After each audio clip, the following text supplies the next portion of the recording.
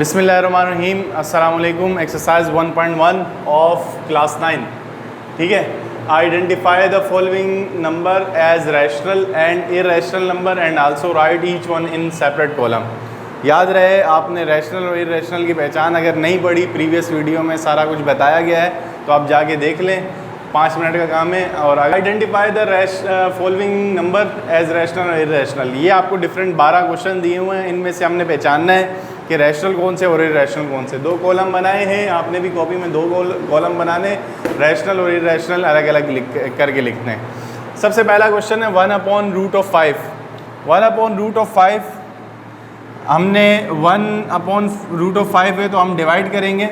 1 अंदर 5 बार पॉइंट लगेंगे, 0 बढ़ाएंगे क्योंकि 5 के टेबल में 1 नहीं आता था। 10 हो गया, 5 के टेबल में 10 आता है, 5 2 10। और जब हम माइनस करेंगे तो रिमाइंडर कुछ नहीं बचेगा और आंसर आ रहा है 0.5। अब 0.2। अब ये देखें कि ये ख़त्म हो गया, इसको कहते हैं नॉन टर्मिनेटिंग डेसिमल फ्रैक्शन। ख़त्म हो गया या रिपीट हो रहा है, तो दोनों निशानियों में से कोई एक निशानी भी होगी तो वो रैशनल नंबर कहलाएगा। तो पहला आपके पास हो गया 1/5 इज़ इक्वल टू 0.2, यानी कि ये ख़त्म हो गया था, नॉन टर्मिनेटिंग था, और टर्मिनेटिंग या रिपीटिंग होगा तो रैशनल नंबर में आ जाएगा। ठीक है, तो नेक्स्ट पे आते हैं। नेक्स्ट आपके पास है √2/8। अब प्रीवियस क्लास में मैंने ये बताया था कि इर्रेशनल नंबर की पहचान ये भी है, अगर स्क्वायर रूट के अंदर नॉट परफेक्ट वैल्यू आ जाए, यानी कि 2 है तो इसका आंसर पॉइंट में आता है। आप √2 निकालेंगे तो आंसर पॉइंट में आएगा, तो वो non terminating non repeating decimal fraction होगा, तो वो आपका इर्रेशनल नंबर कहलाएगा। √2/8 डिवाइड करने की भी ज़रूरत नहीं है, इसका आंसर पॉइंट में आना है, आप करके भी देख लेना, पॉइंट में आएगा, नॉन टर्मिनेटिंग नॉन रिपीटिंग। अच्छा जी, 5/6 है, 5 और 6 को डिवाइड करके देख लेंगे। 5 और 6, 5 के टेबल में 6 नहीं आता तो पॉइंट, 6 के टेबल में 5 नहीं आता तो पॉइंट लगाएंगे, 0 बढ़ाएंगे। 6 8 ज़ा 48, माइनस करेंगे 50 में से 48 तो आंसर आ रहा है 2, पॉइंट लगा हुआ है, 0 बढ़ा देंगे। 6 3 ज़ा 18, और ये 20 में से 18 को माइनस करेंगे, 2 बचेगा, पॉइंट लगा हुआ है, 0 बढ़ाएंगे। 6 3 ज़ा 18, ये चलता जाएगा, यानी कि ये ख़त्म नहीं होगा, ये चलता जा रहा है। तो ये रिपीट हो रहा है, लेकिन ख़त्म नहीं हो रहा, लेकिन रिपीट तो हो रहा है। तो ये आपके पास रैशनल नंबर ही कहलाएगा, क्योंकि दोनों में से कोई एक निशानी होनी चाहिए, या रिपीटिंग होना चाहिए या टर्मिनेटिंग होना चाहिए।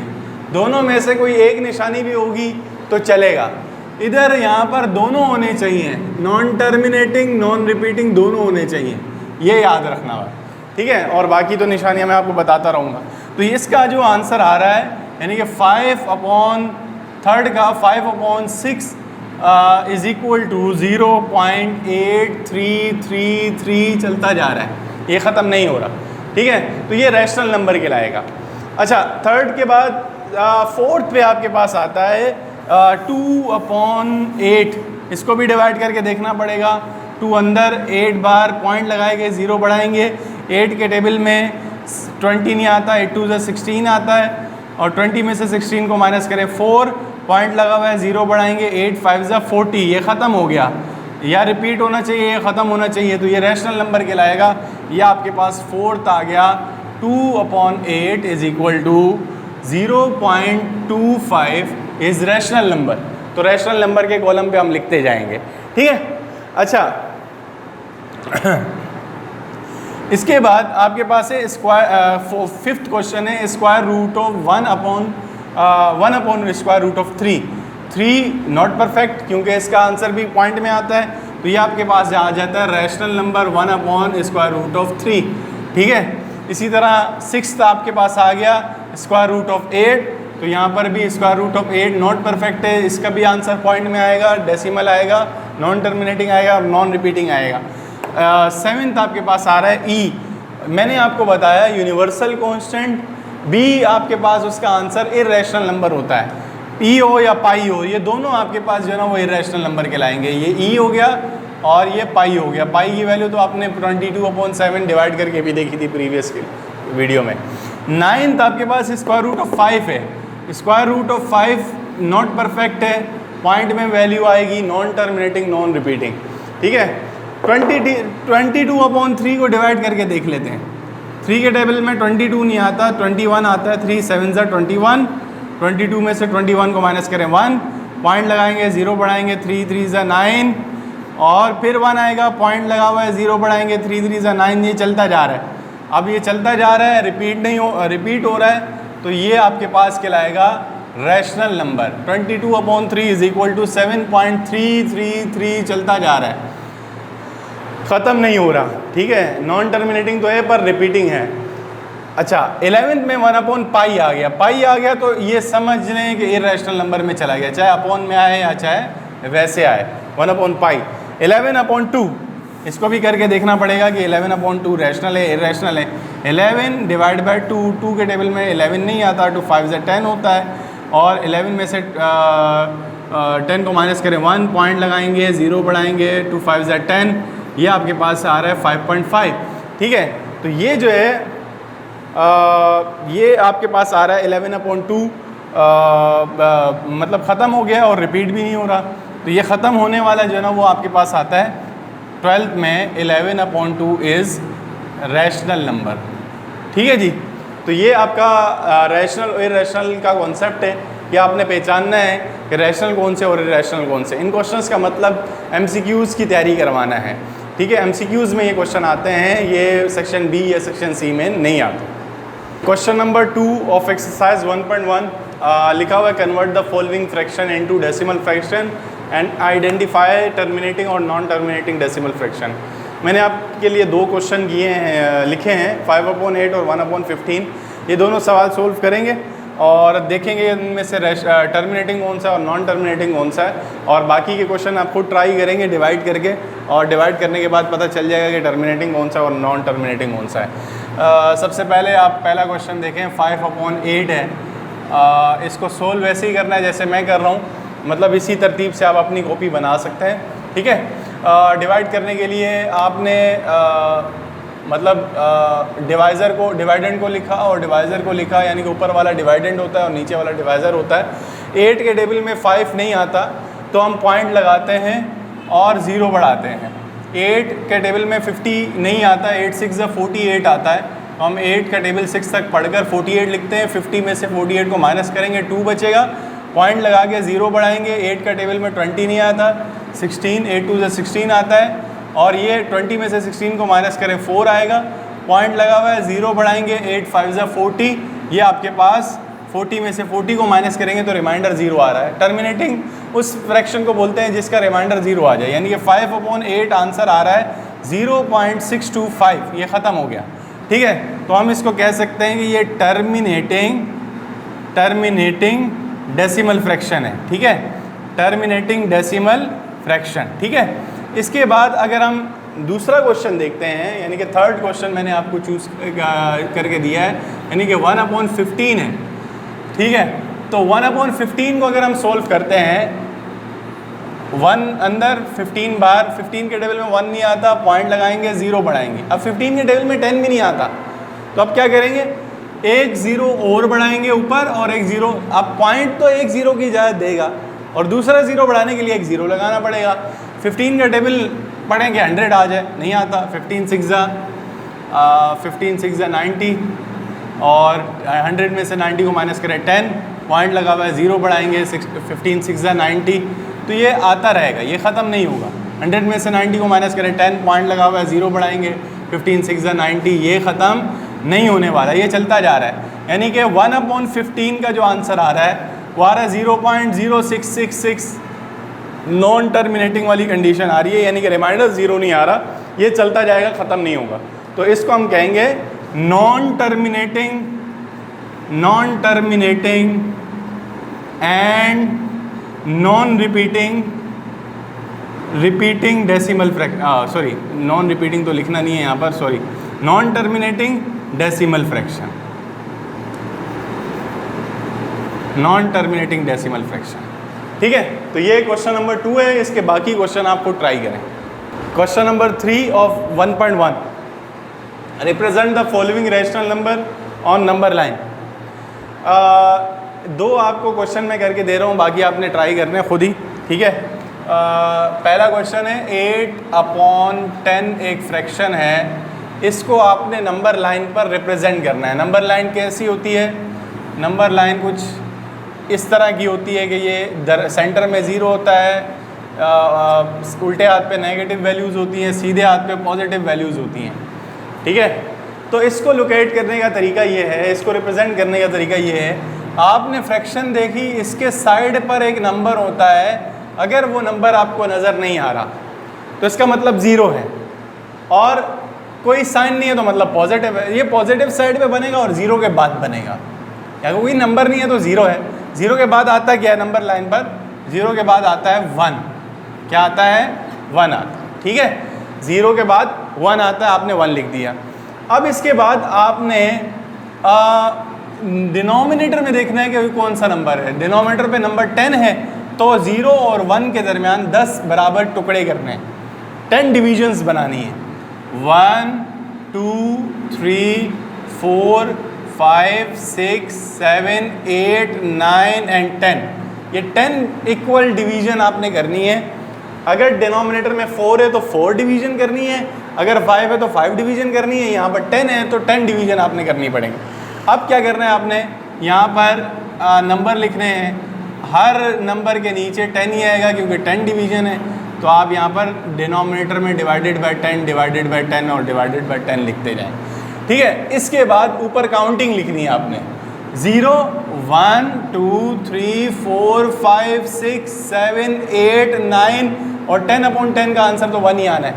ठीक है, तो ये आपके पास कुछ कंडीशन बन जाती हैं। क्या बताया मैंने? साइड वाला नंबर देखें, पॉजिटिव है तो पॉजिटिव साइड पे बनेगा, और साइड वाला नंबर देखें 0 है तो 0 के बाद और 1 से पहले, 0 के बाद काउंटिंग में नंबर क्या आता है? 0 1 2 3 समथिंग ऐसे आता है।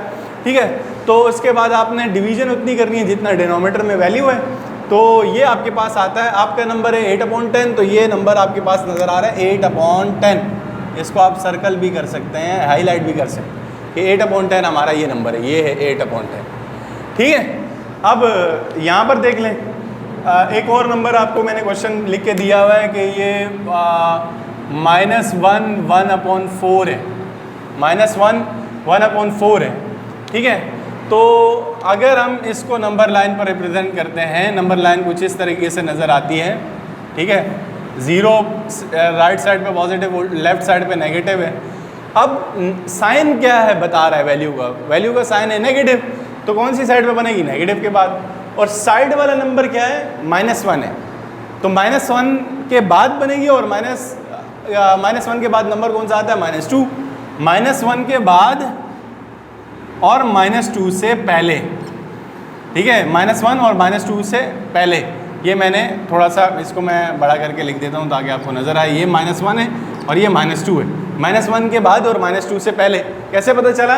साइड वाले नंबर से पता चला। अब डिवाइड कितने करने हैं, डिविजन्स कितनी करनी है? 4, तो हम 4 डिविजन्स करेंगे, 1 2 3 एंड 4, 1 2 3 4 टुकड़े कर दिए। अब डिनोमिनेटर में आपको पता है कि 4 ही आएगा क्योंकि 4 टुकड़े किए, और राइट साइड पे जो नंबर, लेफ्ट साइड पे जो नंबर आ रहा है -1, वो चलेगा।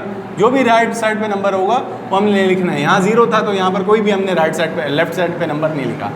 ऊपर काउंटिंग शुरू करेंगे, 1 2 3, नेगेटिव साइड पे ऐसे काउंटिंग जाएगी और पॉजिटिव साइड पे ऐसे काउंटिंग जाएगी। अब आपका नंबर कौन सा है? -1 1/4। ठीक है, तो ये तरीका था नंबर लाइन पर रिप्रेजेंट करने का, कि आपने साइड वाली वैल्यूज़ को देखकर नंबर लाइन पर रिप्रेजेंट करना है। Question number 4 and question number 5 मैंने लिख दिया है क्वेश्चन।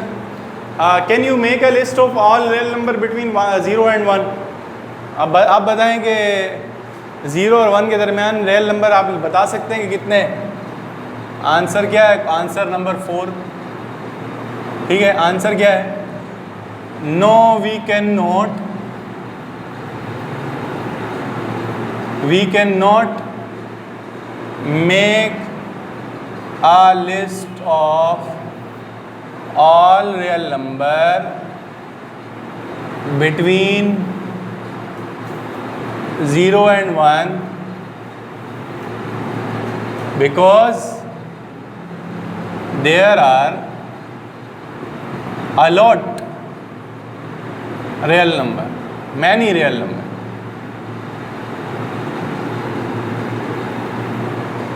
वजह क्या है? वजह ये है कि 0 और 1 के दरमियान ना मतलब वैसे पॉइंट में वैल्यू देखी जाए ना तो बहुत सारे नंबर है। 0 और 1 के दरमियान अगर हम काउंटिंग करें तो 0 पॉइंट ये, अच्छा ये क्वेश्चन मैंने गलत लिखा हो तो आप चेक कर लेना, 0 और 1 या 1 और 2 के दरमियान आप देख लेना। तो 0 और 1 के दरमियान भी बता दें या 1 और 2 के दरमियान बता दें की बात है, कोई मसला नहीं। अब 0 और 1 के दरमियान देखें तो 9 नंबर बनते हैं अगर हम स्टार्ट में वैसे काउंटिंग देखें तो 0.1, 0.2, 0.3, 0.4, 0.5, 0.6, 0.7, 0.8, 0.9 ये और 1। अब 0.1 से लेकर 0.9 तक इसके सेंटर में है, और अगर हम इनको देखें 0 और 0.1 के दरमियान देखें तो इनके सेंटर में भी 0.01 से लेकर 0.09 तक 9 नंबर है। 0.01, 0.02, 0.3 ऐसे करके 0.3। अब 0 और 0.01 के दरमियान भी बहुत सारे नंबर हैं, 9 नंबर हैं। तो यानी कि ये हम काउंटेबल नहीं है, मतलब ये अनकाउंटेबल है। तो हम इनकी लिस्ट नहीं बना सकते कि भाई 0 और 1 के दरमियान या 1 और 2 के दरमियान। अच्छा क्वेश्चन अगर बुक में 1 और 2 के दरमियान है तो 1 और 2 के दरमियान आप देख लीजिएगा, 1 और 2 के दरमियान भी इतने सारे नंबर हैं, 1.1, 1.2, 1.3। तो ये हम नहीं बना सकते लिस्ट। इसी तरह आंसर नंबर 5 है, इसमें क्या लिखा हुआ है? Y pi is an irrational number. Pi is an irrational number. Pi की वैल्यू क्या थी? पाई की वैल्यू है 22/7, ठीक है, और इसका आंसर आ रहा है 3.142 समथिंग चलता जा रहा है। Non terminating, non repeating, non terminating and non repeating. तो हम यहाँ पर लिखेंगे pi because pi has non terminating and non repeating decimal fraction, ठीक है। या फिर आपको मैंने बताया कि पाई एक यूनिवर्सल कांस्टेंट है, तो यूनिवर्सल कांस्टेंट के लिए तो वैसे ही आप इरेशनल नंबर में उसको कैटेगराइज कर सकते हैं, ठीक है। तो ये एक रीजनल क्वेश्चन थे, रीजन बेस्ड क्वेश्चन थे कि भाई आप पाई और मतलब पाई का बताएं और वैसे लिस्ट बना के बताएं कि 0 और 1 के दरमियान कितने रैशनल नंबर, कितने रियल नंबर कहलाते हैं। क्वेश्चन नंबर 6 और लास्ट क्वेश्चन है 1.1 का, टिक द करेक्ट आंसर। मतलब आपको 6 क्वेश्चन दिए हुए हैं, इनमें जो भी आपको सही लग रहा है उसमें टिक लगाना है और जो गलत लग रहा है उसमें क्रॉस करना है। 5/7 is an example of irrational number. Divide करके देखना पड़ेगा 5/7 रैशनल है या इरेशनल है। 7 के टेबल में 5 नहीं आता, पॉइंट लगाएंगे, 0 बढ़ाएंगे, 7 7 से 49, 1 आएगा, पॉइंट लगाएंगे, 0 बढ़ाएंगे, 7 3 जा 7 1 से 7, फिर 3 आएगा, पॉइंट लगाएंगे, 0 बढ़ाएंगे, 7 4 से 28, 2 आएगा, पॉइंट लगा हुआ है, 0 बढ़ाएंगे, ये चलता जाएगा। तो ये नॉन टर्मिनेटिंग और पॉइंट के बाद वैल्यू कोई रिपीट भी नहीं हो रही, तो ये सही लिखा हुआ है कि ये इरेशनल नंबर है, ठीक है। पाई is an irrational number. Pi की वैल्यू हमने करके देखी थी 22/7 है और यूनिवर्सल कांस्टेंट भी है, तो इरेशनल नंबर है। 0.3191 डॉट डॉट का मतलब है चलता जा रहा है। Is an example of non terminating, यानी कि ख़त्म नहीं हो रहा। नॉन रिपीटिंग, पॉइंट के बाद कोई वैल्यू रिपीट भी नहीं हो रही, तो ये बिल्कुल सही लिखा हुआ है, ख़त्म भी नहीं हो रहा और पॉइंट के बाद वैल्यू रिपीट भी नहीं हो रही। 0.123 के ऊपर बार लगा हुआ है। अब बार का मतलब या ब्रैकेट का मतलब, ये ब्रेकर है, ब्रेकर का मतलब है कि ये ऐसे था 0.12333 चलता जा रहा था, बार बार 3 लिखने के बजाय एक बार 3 लिखकर उसके ऊपर ब्रैकेट लगा दिया। तो इसका मतलब ये सही लिखा हुआ है कि ये रिकरिंग है। रिकरिंग का मतलब होता है रिपीटिंग डेसिमल फ्रैक्शन है, ठीक है। अब 1/3 है, 2/3 है, इसके साइड पे कोई नंबर नहीं है, तो मैंने आपको बताया था साइड वाला नंबर बताता है कि ये क्या है। 1/3 and 2/3 are lying between 0 and 1। क्या ये 0 और 1 के दरमियान पाए जाते हैं? साइड वाला नंबर कोई भी नहीं है, तो 0 के बाद और 1 से पहले बिल्कुल सही है, 0 और 1 के दरमियान पाए जाते हैं। 1/√3 is not perfect square, is an example of rational number. अब रूट के अंदर नॉट परफेक्ट वैल्यू आ जाए तो इसका मतलब वो इरेशनल नंबर होती है, रैशनल नहीं होती। तो ये सिवाय इस क्वेश्चन के बाकी सारे सही हैं। ये था क्वेश्चन नंबर 6 1.1 का। अब आपने जो मैंने क्वेश्चन छुड़वाए हैं, मतलब आपके लिए छोड़े हैं, वो आप क्वेश्चन सोल्व करें, उसके आंसर बुक के लास्ट में लिखे हुए होते हैं, वो आप चेक करें। सेल्फ एग्जामिनेशन ज़रूरी है, और जब आप चेक करेंगे आपको पता चल जाएगा कि आपको समझ आई है या नहीं आई। कोई भी इससे रिलेटेड क्वेश्चन होगा तो आप कमेंट सेक्शन में पूछ सकते हैं। तब अब नेक्स्ट वीडियो जो आने वाली है वो 1.2 की है। तब तक के लिए अल्लाह हाफ़िज़।